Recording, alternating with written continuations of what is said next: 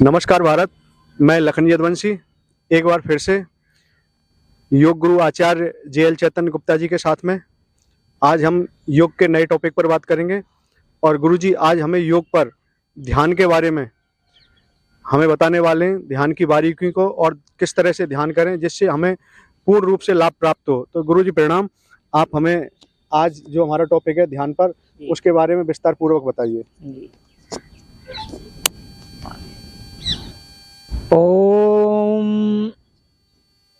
नमः शिवाय गुरवे नादबिन्दुकलात्मने निरञ्जन पदं याति नित्यं यत्र परायणः नित्यं यत्र परायणः। बहुत स्वागत है सभी साधक, सभी योग प्रेमियों का। ईश्वर आपको नित्य नियमित रूप से योग साधना में लगाए रखें और अपनी साधना को आप आगे बढ़ाएं, अग्रसर हों। योग के संबंध में जब हम बात करते हैं तो योग हमको कैसे हमारे शरीर पर काम करता है। हमारा शरीर जो स्थूल शरीर है, फिजिकल बॉडी जिसे हम कह सकते हैं, फिजिकल बॉडी पे काम करता है, फिर हमारे सूक्ष्म शरीर पर काम करता है और फिर हमारे कारण शरीर पर काम करता है। और इस प्रकार से स्थूल शरीर माने ये हमारा देह हो गई हमारी, फिर हमारी जो श्वसन प्रणाली है वह दुरुस्त होती है, श्वसन प्रणाली, ब्रीदिंग सिस्टम जो हमारा है। और इसके बाद फिर मन का नंबर आता है। मन का नंबर आता है, मन जो साइकिक प्रॉब्लम है। आज जैसा कि आप जानते हैं, आपने सुना होगा कि साइकोसोमेटिक प्रॉब्लम बहुत हो रही है। लोगों को मनोचिकित्सा की आवश्यकता बहुत पड़ रही है, क्योंकि मानसिक रूप से लोग बहुत ही व्यथित हैं, परेशान हैं, कष्ट में हैं। और अमेरिका की स्थिति तो यह है कि वहाँ पे बहुत बड़ा प्रतिशत जो है वो साइकोसोमेटिक प्रॉब्लम से जूझ रहा है। और यह दशा जो है लगभग सब जगह हो रही है। जगह जगह कॉन्फ्लिक्ट हो रहे हैं, युद्ध हो रहे हैं। ये सारी समस्या के मूल में हमारी मन की समस्या है, मन की समस्या। तो योग प्राणायाम के द्वारा आपने देखा कि प्राणायाम के द्वारा मन शांत तो होता है। फिर आगे की जो प्रक्रिया है, हम शांत रहते हैं लेकिन बाद में हमारा मन फिर वैसे ही हो जाता है। तो महर्षि पतंजलि ने कहा, जब 8 योग के 8 अंग बताए तो उसका मतलब ये था कि इन सारे, ये पूरी चैनल है और ये सभी अंग हमारे योग में सबकी भूमिका है, महत्वपूर्ण है और सबके साथ हमको आगे बढ़ना पड़ता है। तो प्राणायाम, फिर हमने कहा कि प्राणायाम के बाद प्रत्याहार, प्रत्याहार में हम अपनी इंद्रियों को अंतर्मुखी बनाते हैं। जो बहिर्मुखता है इंद्रियों में, जो एक्सट्रोवर्ट हैं हम अपने को इंट्रोवर्ट बनाते हैं। तो जब हम इस प्रकार से हम अपनी शक्ति को इंटीरियराइज करते हैं, अंदर की तरफ ले जाते हैं, और ये हमारी प्रक्रिया जो है ये प्रत्याहार के द्वारा, फिर धारणा के द्वारा और ध्यान के द्वारा, और इस प्रकार से समाधि की तरफ बढ़ते हैं। तो योग का जो पूरा का पूरा सिस्टम है वो बहुत ही वैज्ञानिक तरीके से हम पूरी वैज्ञानिकता के साथ योग में आगे बढ़ते हैं। पूरी वैज्ञानिकता है। शरीर, फिर मन, शरीर के बाद प्राण, फिर मन, फिर बुद्धि, और फिर हमारी अपनी जो आत्मा है, जो हमारा अपना स्वरूप है, जो आनंद में है। फिर हम आनंद में पहुंचते हैं। फिर हम आनंद में पहुंचते हैं। तो एक एक को ठीक रखना। मन की जो चंचलता है वो प्राणायाम से शांत तो होती है, लेकिन दोबारा से मन चंचल हो जाता है।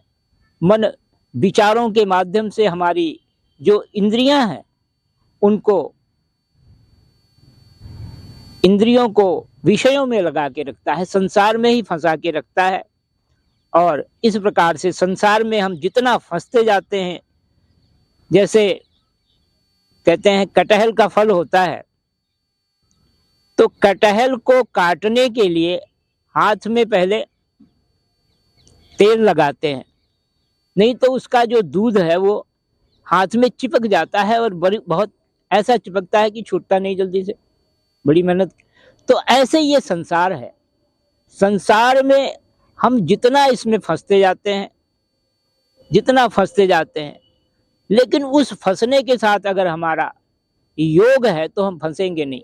अगर हमारे जीवन में योग है तो हम इस संसार के इस दलदल में चिपकेंगे नहीं, फंसेंगे नहीं। योग हमको उबाल लेगा। तो ये योग का ये महत्व है कि योग के जो अभ्यास हैं,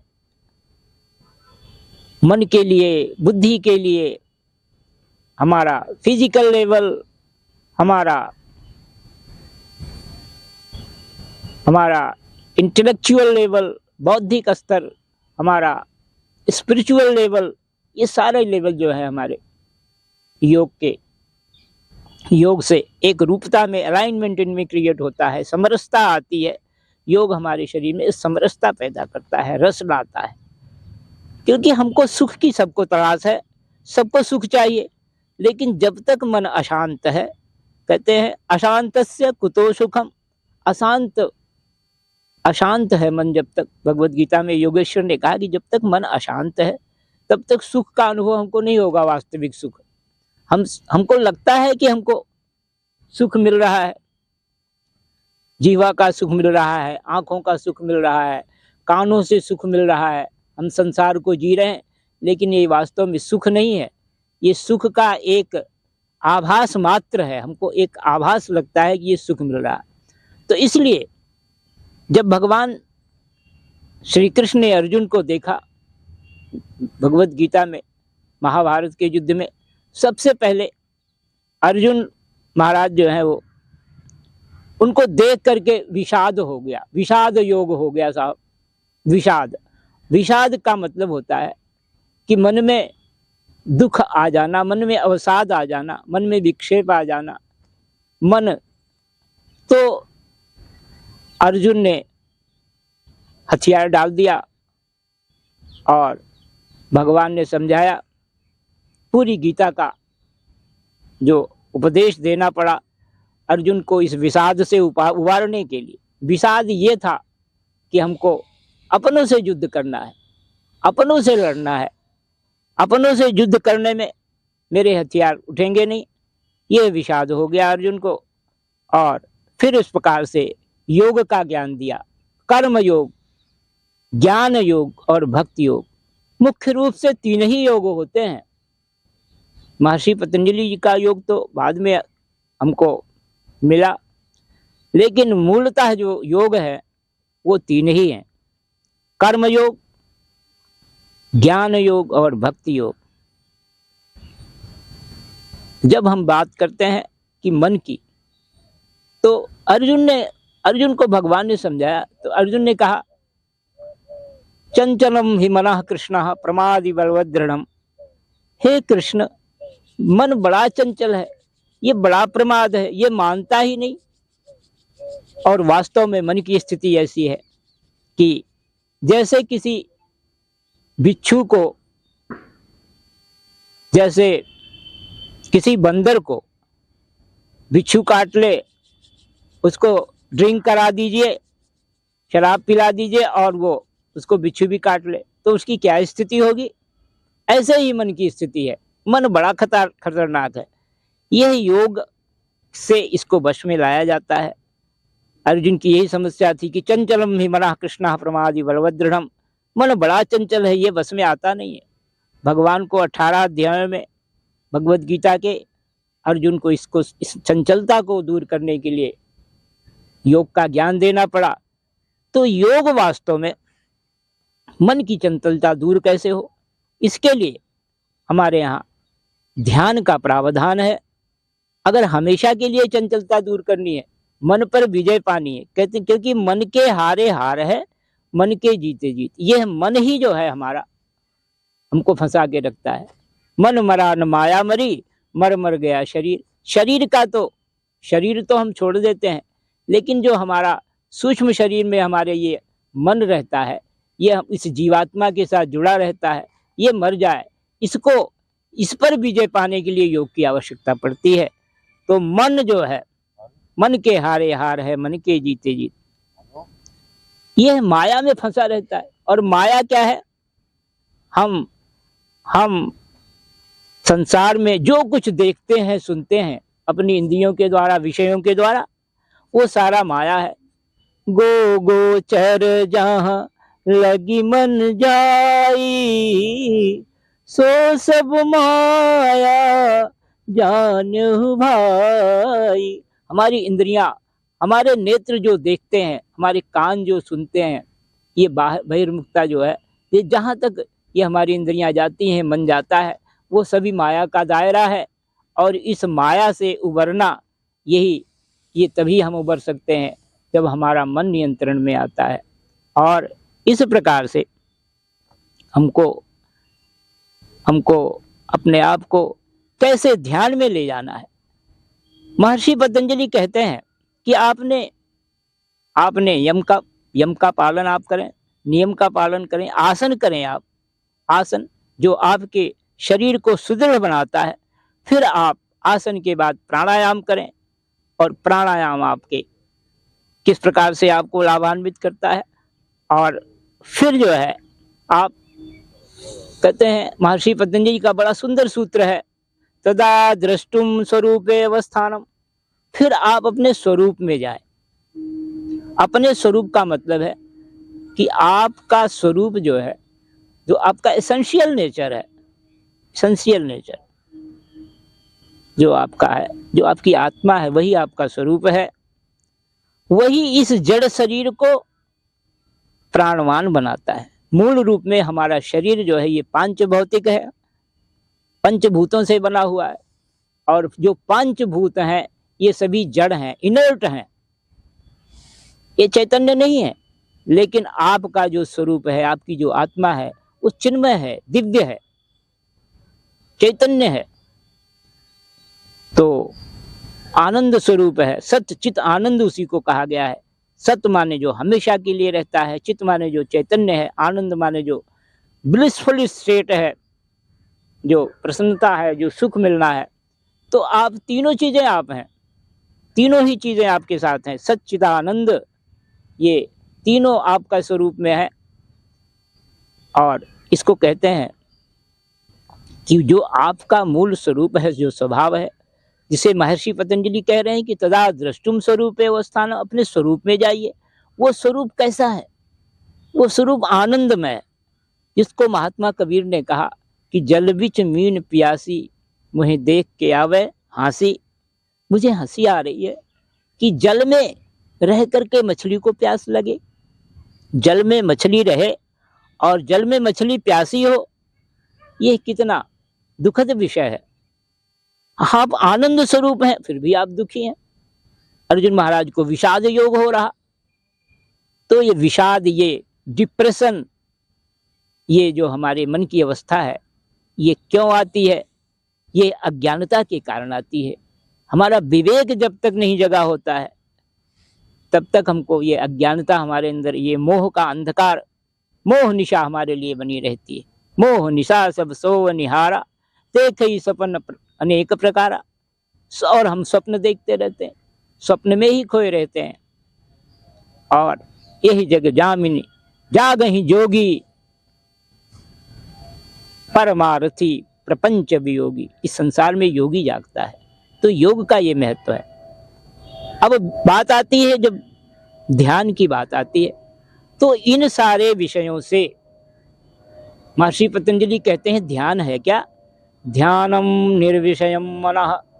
इन हमारा मन जब इन विषयों से हटता है और अपने स्वरूप की तरफ जाता है, तो हमारी ध्यान की स्थिति होती है। और उस अवस्था में जाने के लिए हमको बहुत सारी विधियां बताई गई हैं। भगवान शिव ने, जो योगीश्वर कहलाते हैं, उन्होंने माता पार्वती को 101 विधियां विज्ञान भैरव तंत्र में बताई हैं ध्यान की, 101 विधियां। आप जानते हैं, आपने सुना है, महर्षि वाल्मीकि का नाम।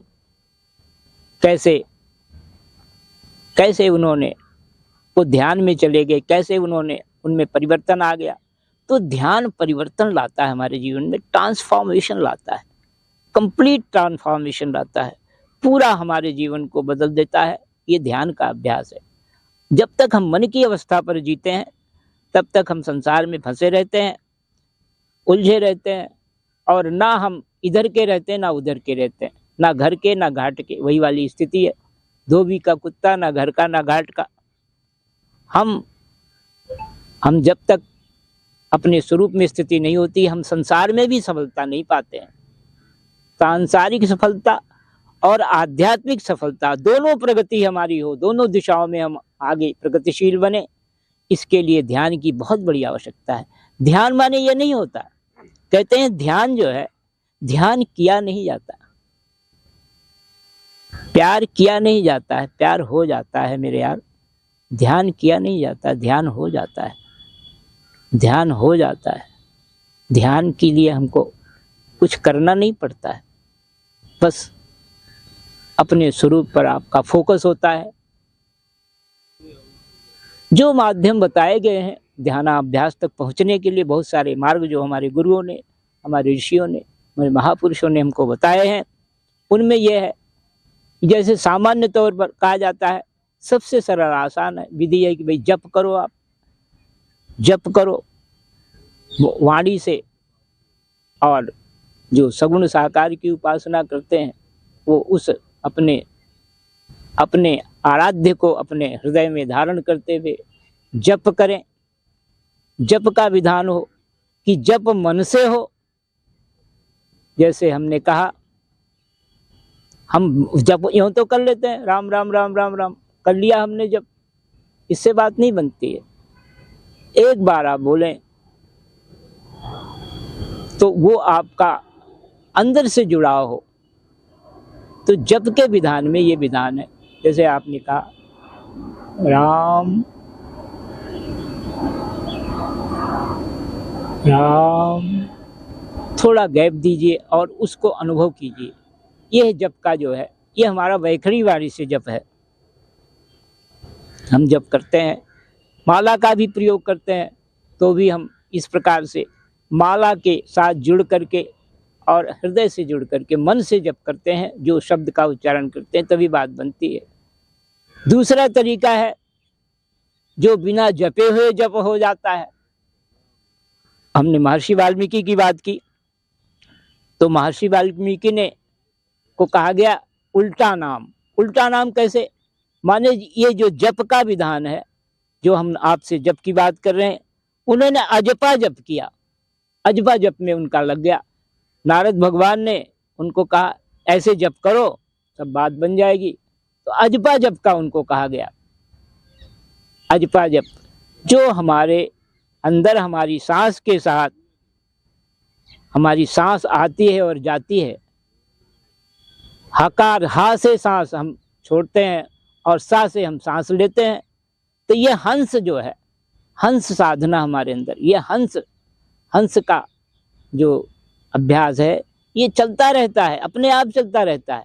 लेकिन इसके प्रति जब हम जागरूक होते हैं, तो यही अभ्यास हमारी साधना बन जाता है, हमको ध्यान में उतारता है, और उसको कहते हैं अजपा जप।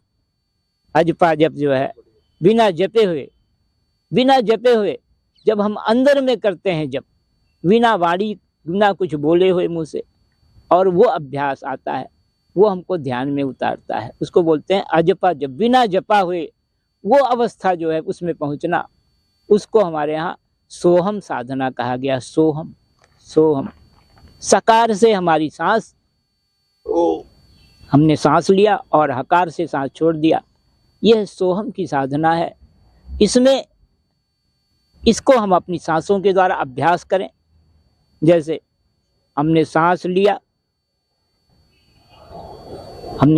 हमने सांस लिया हरि, और सांस छोड़ा ओम, हरि ओम। सांस लिया, सांस के साथ हमने हरि कहा और ओम के साथ छोड़ दिया हरि ओम।